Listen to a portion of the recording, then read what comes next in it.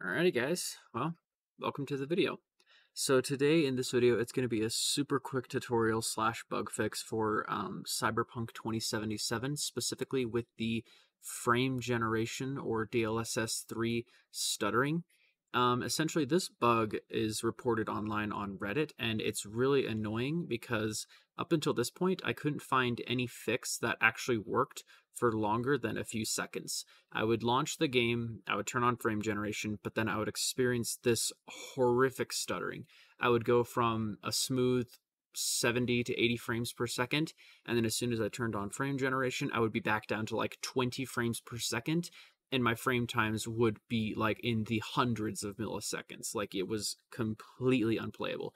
So I always had to keep turning frame generation off, but Cyberpunk is like one of the games that would benefit the most from frame generation because it's so demanding. And so kept looking around online, and I noticed that there was something very specific that I was watching. It was a TechSpot article about shader pre-caching. And I also noticed this behavior happens in other games that you start up. So, for example, in Overwatch, if you limit the shader cache to a very small amount, it has to reload the shading cache, and that essentially can cause the game to stutter extremely hard. Now, most games, when you finally play a game or two, the shader pre-cache fixes itself. Like the shader cache just completely overrides the entire stuttering problem, and then it just goes away, and then you don't have to worry about it again. But with this game specifically, I couldn't get that to work. So when I saw the article about shader pre-caching, I wasn't quite sure what to do. Well, in Steam, and this is the only way I have managed to get this fix to work. Specifically, you have to go down into here, and I created essentially a list of absolutes because if you change any part of this, it won't work. It'll break. So you must turn pre-caching in Steam on or off before you launch the game each time.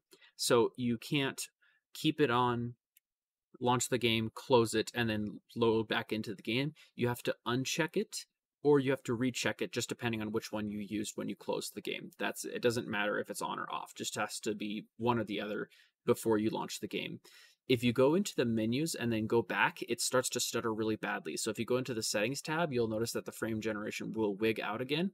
If you still haven't closed the game, you have to turn off frame generation, go into the game, then go back into the settings, and then re-enable frame generation, and it should still work.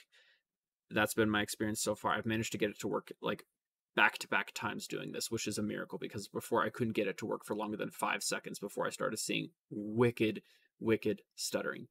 And so also included in this, you must not tweak any priorities or anything once the game is launched. So you can't use like affinities, you can't use CPU priorities, nothing. You have to be extremely sensitive because for some reason, I think part of the game is that shader pre-cache is just getting completely fried whenever you try to change anything in the system.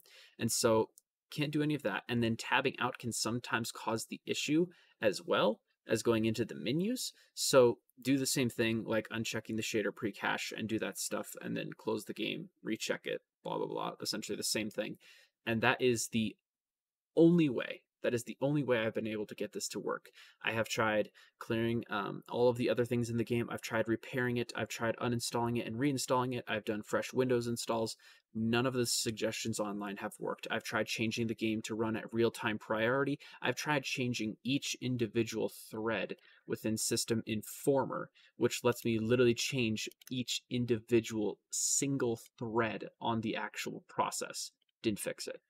So yeah, guys, that's what you have to do. Just uncheck these two before you launch the game, or check them, just depending on which, and that should fix the issue. Hopefully you guys also find this this simple, stupid tweak to work for you as well. Thank you guys for watching. Let me know if it worked for you. My name is Saviterix, and I'm out.